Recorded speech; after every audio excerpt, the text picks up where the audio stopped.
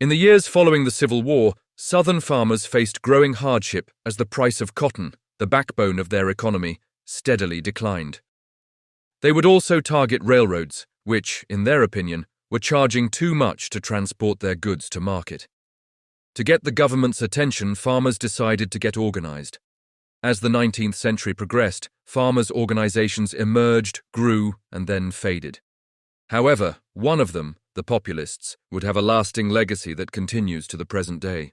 The first major farmers' organization to emerge was the Grange, or Patrons of Husbandry, in 1867.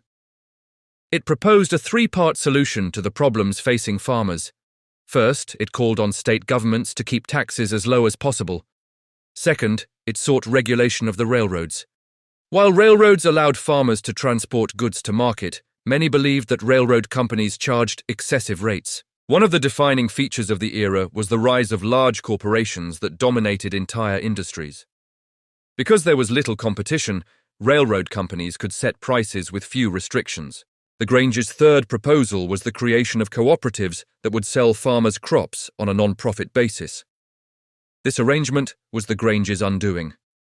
Few farmers had enough capital to invest in them, and they began running into bankruptcies and opposition from merchants. This led to a reduction in their membership, and the numbers that remained were insignificant. Although the Grange had failed, another organization arose in 1877, the Farmers' Alliance, Lampasas County, Texas.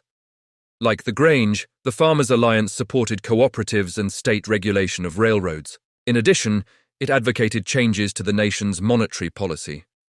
At the time, U.S. currency was tied to the gold standard, meaning the money supply was based on the amount of gold in government reserves.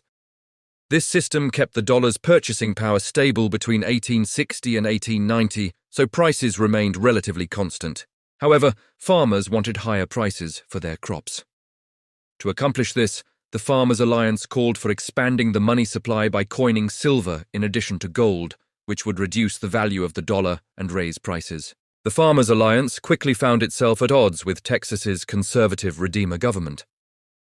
Redemption leaders believed government should interfere as little as possible, while the Alliance's proposals required an active state and federal role.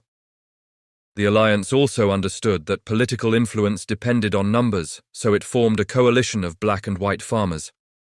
That cooperation alone was enough for many Texas leaders to dismiss the organization outright. In 1890, Texas Attorney General James Stephen Hogg entered the race for governor. At the time, Democratic dominance in Texas was so strong that securing the party's nomination almost guaranteed victory. Seeking to distinguish himself in a crowded field, Hogg met with leaders of the Farmers' Alliance and promised to create a commission to regulate railroads. The Alliance welcomed this attention and publicly endorsed him. With their support, Hogg won the Democratic nomination and easily secured the governorship, becoming the first Texas-born governor in the state's history. Once in office, Hogg followed through by creating the Texas Railroad Commission. However, he appointed 3 conservative Redeemer Democrats who opposed aggressive regulation and questioned whether the commission should exist at all. Furthermore, Hogg refused to support the sub-treasury plan. As a result, the Farmers' Alliance, like the Grange before it, failed to achieve meaningful reform. Frustrated by the unwillingness of both major parties to address their concerns, farmers formed their own political party, the Populist Party, in 1892. Southern and Western farmers met in Omaha, Nebraska, to create the party and adopt a platform. The Populists called for numerous reforms, including the abolition of national banks, a federal income tax, civil service reform, and the direct election of U.S. senators. They also supported government ownership of railroads and telegraph lines, a flexible national currency, and the abandonment of the gold standard. Although Populists did not win the presidency in 1892, they carried 4 states and earned approximately 10% of the national vote. In Texas, they received about 20%, providing a strong foundation for future growth. In the 1894 Texas gubernatorial election, James Hogg ran for re-election without Populist support. Instead, the Populists nominated Thomas Nugent. Hogg won with only 43% of the vote, the first time a Democratic candidate in Texas failed to achieve a majority, while Nugent received roughly 25%.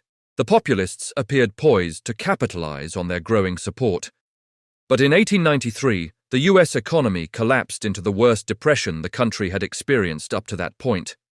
At the downturn's peak, approximately 100 railroad companies and 600 banks failed, and unemployment reached 18%.